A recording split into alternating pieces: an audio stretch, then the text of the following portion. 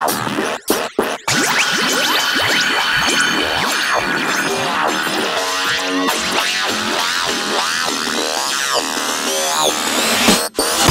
funk in your face and it's criminal. Keeping the flow, staying minimal. Your so-called styles are subliminal. Tight clap, high and low, so clinical. Faking the funk until your body goes crazy. Time to funk and no time to get lazy. So go on amazement and let the motherfucking DJ save, man. We grow funk in your face and it's criminal. Keeping the flow, staying minimal.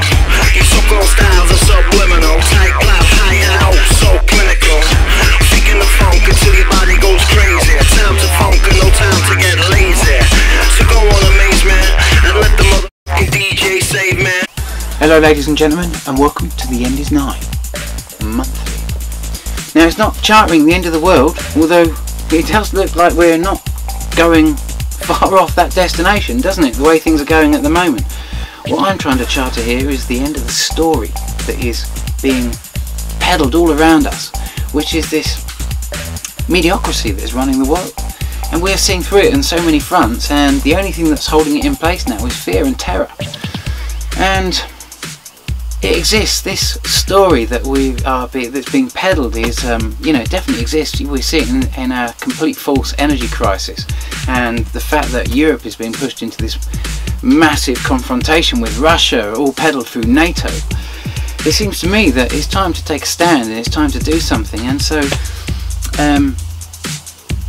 I don't know if you know much about what I do, but I'm very much into the idea of getting involved in the actual political process, bringing the protest into the political process rather than lobbying from the outside. And we've had enough of it. We see through it. We're over it. And yet, what's the alternative? Well, the alternative is for you to vote for you instead of vote for anyone else. Imagine if you could vote for you and retain that vote yourself, retain that power for the entire 4 years. Well, that's what I'm all about. That's what I see that's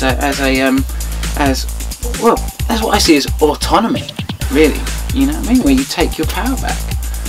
So, how to arrive at that? Well, for me, it means not for politicians to run, but for people who can bring people into the political arena. And the only people I know that can bring lots of people together are entertainers and actually DJs. So I've got to ask you, is it time to run DJs for government? Because I've got a political party called the Birthday Party, and I'm looking for candidates in this coming election period. And I want DJs. I've got to be honest with you, I'm looking for DJs to come and represent and bring the people into the political arena. And so that's the invitation. What have we got to celebrate? You can see what's happening. I mean, this year's it's the 800th anniversary of the signing of the Magna Carta.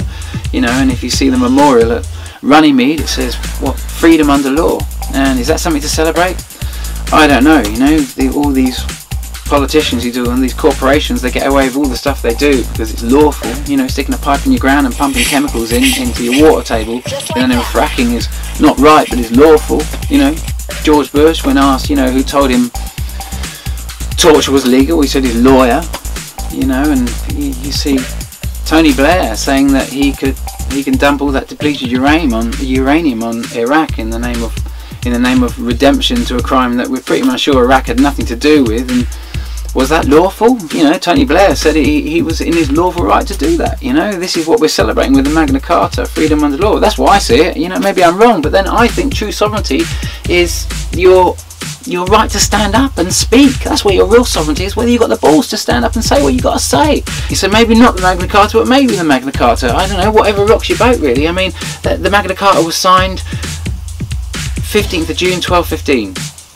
And then, of course, you have, specifically in 1381, you have Wat Tyler on the 15th of June 1381, no less. I mean, there's a date here to think about in terms of, this is the date I'm going to be celebrating on the 15th of June anyway. The date that Wat Tyler stood in front of the king with probably 100,000 peasants behind him and making his demands to Richard II, saying, can we have equal rights? And Richard II was a boy. He was a 14-year-old boy, but he turned around to Wat Tyler and the sprawling 100,000 strong peasants, all armed to the teeth with, you know, they had all their farming implements weaponized, and they had all their longbows. They were formidable. And the king said to Wat Tyler, after Wat Tyler had recited all what the peasants wanted, which was basically equal rights to the barons, you know, fair human rights, and the king said yes. He only said one single word, yes. And of course Wat Tyler thought he'd won for the people all the rights, because he believed that nothing was greater than a king's word.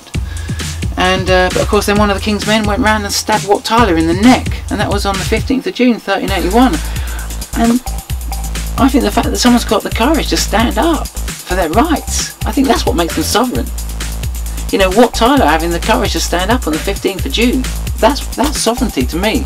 Having the courage to stand up to this machine that wants to take us into war against Russia, drive the whole of Europe into war with Russia. I mean, you can see the greatest threat to the petrodollar right now is the euro, because it's a big competing economy. And, you know, to take out Europe is to take out the euro. And then you've got Russia. The second greatest threat probably to a petrodollar is Russia, because they want to set up this BRICS network of, you know, Brazil, Russia, India, China, and what is it, BRICS South Africa. You know, this new tunnel, this new pipeline, which would actually go through Syria if it was set up. And suddenly Syria is getting massively attacked. And when do we bring this? When do we bring the protest into the political arena? When do you get involved? When do you start voting for yourself? So I'm asking you, I'm telling you, come on guys, we've got to get involved, we've got to take a stand. You know, I've done this for years, you know, just, you know, running for government in 2001 when we realised that a political party can have a 24-hour members only bar, and, you know, it was a crazy thing to run for government for, you know, but they were you know, we were a sound system, you know, we turned a sound system into a political party so we could legally gather.